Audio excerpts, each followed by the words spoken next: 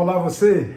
Não, hoje eu não irei falar de música, não irei tocar, nada disso. Hoje iremos falar de um tema que é um dos temas do momento.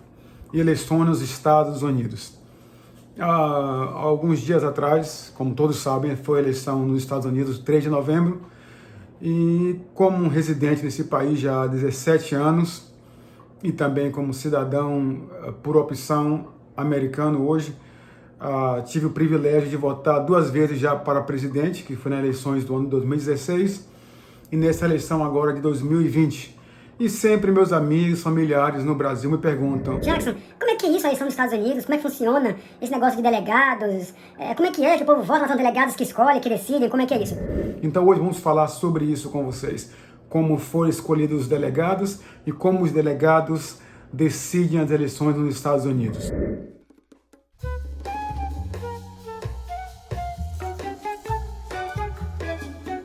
Muito bem, então eu fiz aqui nos meus rascunhos algumas perguntas para não me perder e vou estar lendo algumas coisas para estar mais apropriado e não passar nem esquecer alguma coisa. Então, a princípio, como foram escolhidos e como é escolhido os delegados nos Estados Unidos para decidirem as eleições. A história: o Colégio Eleitoral Americano foi estabelecido pelo artigo 2, seção 1 da Constituição dos Estados Unidos. Vamos lá. As escolhas do colegiados nos estados. A cada estado, cada partido político elabora uma lista de potenciais delegados que depois são escolhidos pela população através de votação. O número de delegados por estado depende do tamanho da população e do número de parlamentares do estado na Câmara de Representantes ou na Câmara de Deputados, como falamos no Brasil, e no Senado. Na Califórnia, o estado mais populoso do país, por exemplo, tem 55 delegados, enquanto Washington, DC, que é como se fosse o Distrito Federal, Brasília, por exemplo, e outros estados pequenos têm apenas 3 delegados. Há um total de 538 delegados no colégio eleitoral. Então, como vimos, nós somos que decidimos ou votamos para quem serão essas pessoas que serão os delegados de cada estado, né? Cada estado, no caso, eu hoje resido no estado da Flórida, e nós decidimos quem vão ser os delegados. A cada tempo há eleições para essas pessoas também. Então as pessoas dizem, eu a princípio, e conheço muitas pessoas, amigos meus, que moram aqui há muitos anos, também nunca entendem ou não entenderam, acham estranho.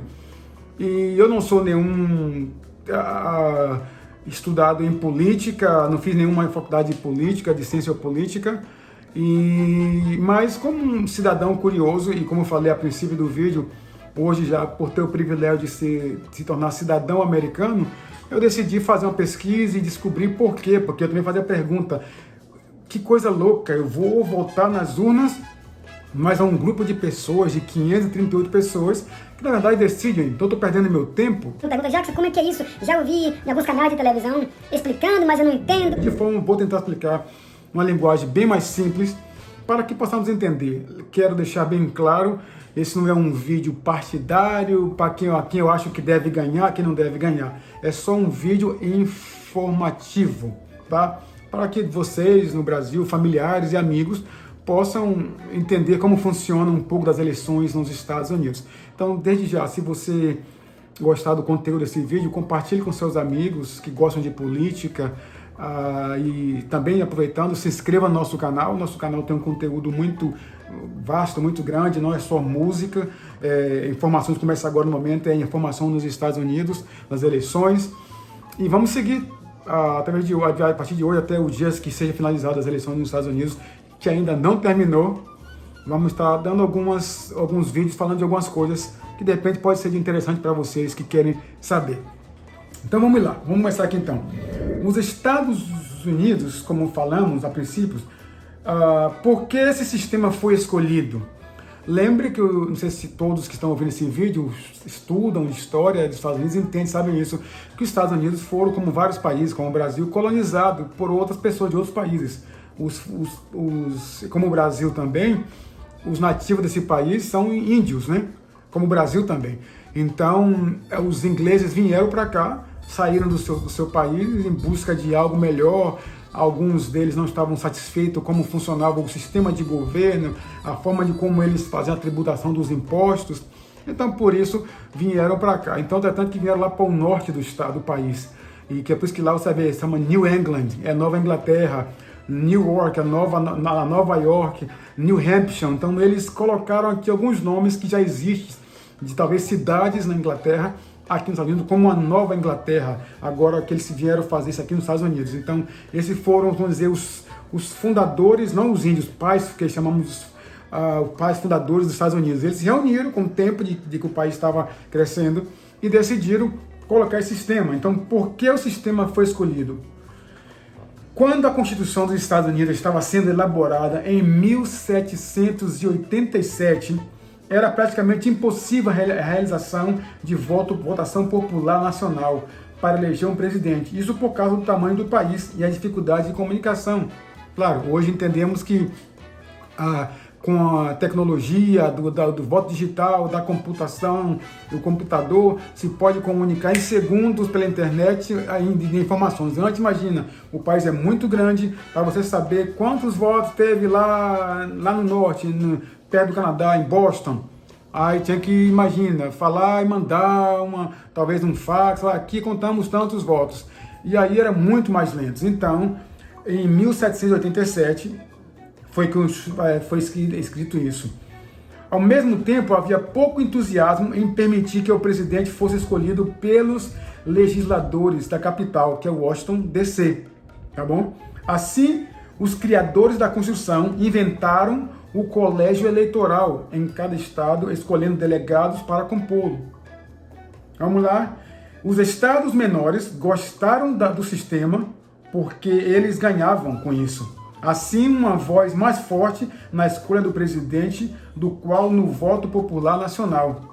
O colégio eleitoral também era preferido pelos estados do sul, que é onde hoje estamos aqui, o sul, a Flórida, é o sul do país, na verdade, onde os escravos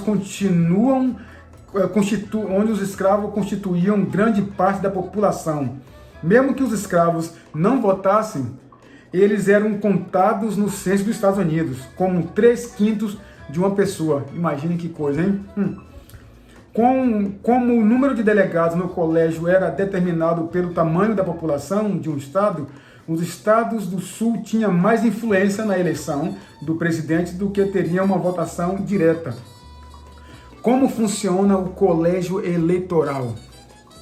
Quando os americanos vão às urnas nas eleições presidenciais, estão, na verdade, escolhendo um grupo de delegados para representar a decisão do Estado ou do colégio eleitoral. A palavra colégio, que simplesmente se refere a um grupo de pessoas com uma tarefa comum.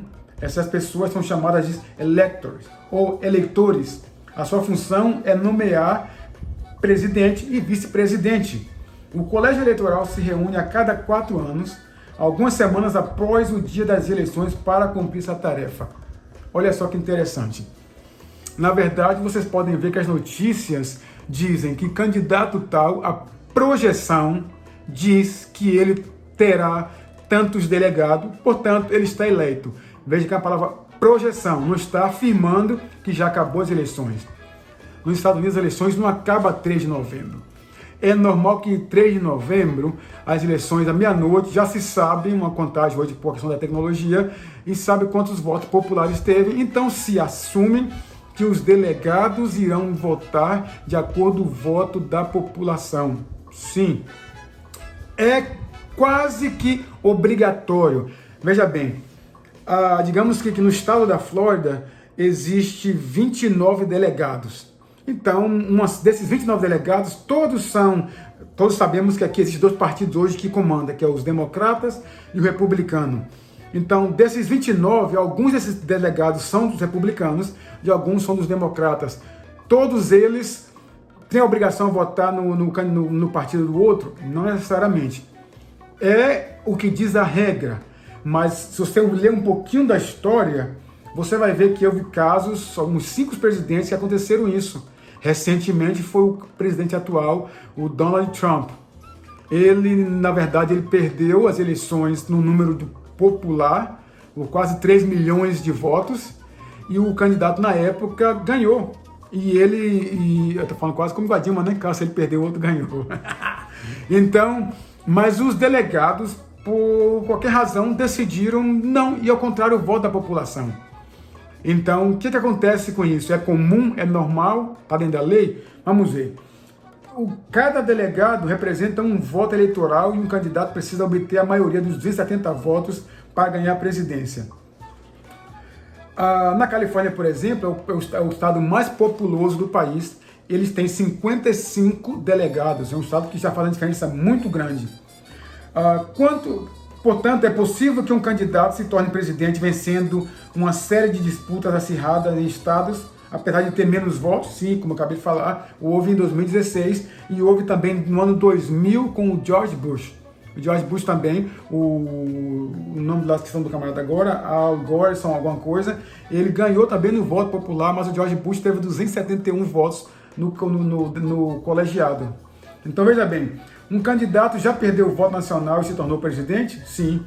Na verdade, veja bem, em 2016, como eu acabei de falar, o Donald Trump, em 2000, George Bush, apenas 3 outros presidentes foram eleitos sem ganhar o voto popular. Todos eles no século XIX. Foi o John Quincy Adams, Rutherford B. Hayes e o Benjamin Harrison.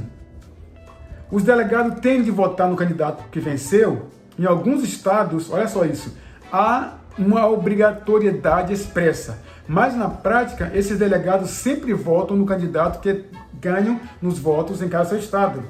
Se um delegado votar contra a escolha presidencial do seu estado, ele é considerado infiel e ele pode até ser demandado, ter um problema na justiça. Se esse delegado votar contrariando a vontade de votar, nenhum resultado até hoje foi alterado por infiéis. Claro, se ele votou, uma vez que ele votou, acabou, ele vai talvez ter suas consequências.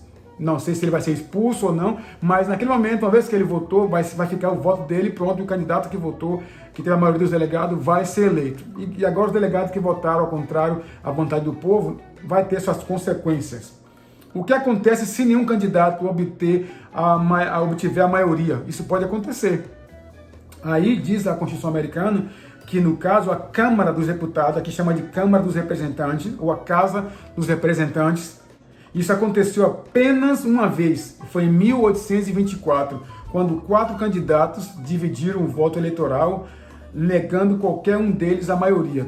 Hoje nós sabemos que sempre eles fazem as escolhas antes, as prés, e aí eles vão decidir, só 2 candidatos vão concorrer, o que fica mais fácil comparado do Brasil. Nós temos no Brasil, são partidos e partidos, e aí depois no final tem primeiro turno, segundo turno, depois um faz coligação com o outro e junta para um vencer. Aqui não.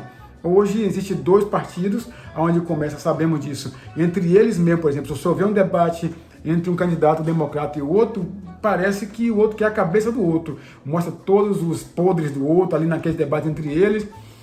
Mas depois, quando entre eles o povo decide escolher um daqueles vencedores, eles se tornam todos amigões de novo. É como na luta de UFC, né? Quando estão lutando lá, um quer derrubar o outro para ganhar, mas depois que ganha... Se abraçam, parece que coisa é isso, coisa louca. Se abraçando, depois que nem matar o outro na pancada. A mesma coisa é ele, porque cada um deles querem a briga pelo poder, querem concorrer. E quando um deles é escolhido, eles todos se unem às forças e vão trabalhar para eleger aquele candidato do seu partido, igualmente nos republicanos. Então já é a história desse jeito e não vai mudar nos Estados Unidos. Esses 2 partidos vão prevalecer até o fim, sempre um ou outro que vai estar concorrendo. Então, vamos ver o que diz aqui agora um pouco mais nos meus escritos. Então, pessoal, o que acontece? Pode ser que o candidato tenha mais votos do que o outro e ganhar? Sim, por exemplo, a Califórnia tem 55 delegados, eu tenho aqui os 5 estados que tem mais número de votantes, de delegados, já falo com vocês que eu coloquei aqui na minha lista. Os 5 maiores estados que tem maior número é a Califórnia com 55, o Texas com 38, a Flórida com 29, Nova York com 29, Illinois com 20, Pensilvânia com 20. Aí tem a Georgia com 16 ou 15, se não me engano.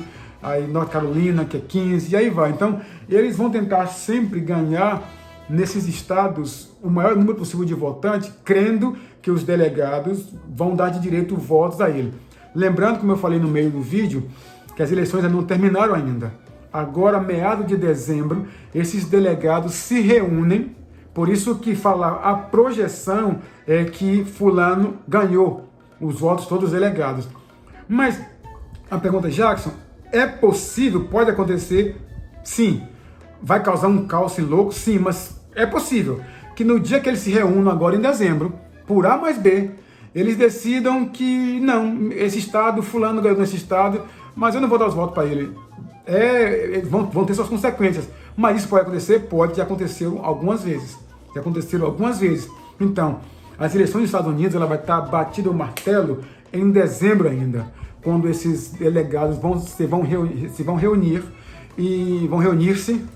melhor dizendo, creio, e vão decidir entre eles lá e vão colocar os seus votos.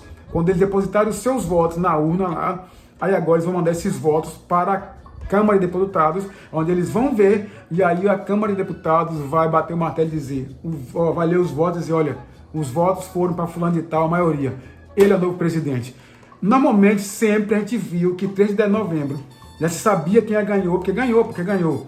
Mas tudo é possível ainda. Não estou aqui fazendo favoritismo a ninguém. Quem ganhar, ganhou. Eu, como cidadão desse país, respeito quem ganhar. Então, mas a ideia é essa, é que as eleições ainda não foram ainda batidas o martelo. Ademais, como todos sabem, está havendo agora uma movimentação que o presidente atual ele tem o direito de requerer ainda uma recontagem de votos. Alguns estados estão já para fazer isso ou não. Então, no momento, tudo pode acontecer nos Estados Unidos a partir desde o dia 3 de novembro até mais ou menos 14 de dezembro. Tudo pode acontecer. O presidente aqui não toma posse como o Brasil, que é 1º de janeiro. Ele toma posse no dia 20 de janeiro. Então, meados de dezembro, esse colegiado vão colocar os seus votos na urna, os delegados, e depois, em seguida, eles vão mandar esses votos deles para os deputados ver, e os deputados não podem mudar mais nada, mas se chegar lá por acaso, houver um empate naquele número de delegado, aí quem vai decidir vai ser os deputados, vão decidir quem que eles vão eleger. Então, espero que esse vídeo tenha ajudado a vocês a entender um pouco mais, de uma forma mais, talvez, não sei, mais prática. Tá um vídeo de 17 minutos, mais ou menos. E, bom, como eu falei, se te ajudou em alguma coisa, você gostou do conteúdo desse vídeo, passe para mais pessoas. E se tem alguma pergunta a mais, pode comentar nos nossos comentários abaixo no nosso canal. E se eu souber, eu responderei. E se não souber, não responderei. Como diz lá o cara da escolinha do professor Raimundo, somebody love you. Se sei, digo que sei, se não sei, digo que não sei. Então, vamos tentar responder com nossas limitações. Não se esqueça de se inscrever no nosso canal, dar um joinha, dar um like, compartilhar com seu amigo, com seu primo, com seu familiar, com seu sogro, sua sogra. Compartilhe com o máximo que vocês puderem e vamos ter mais vídeos em breve. Tchau para vocês do Mr. Vale.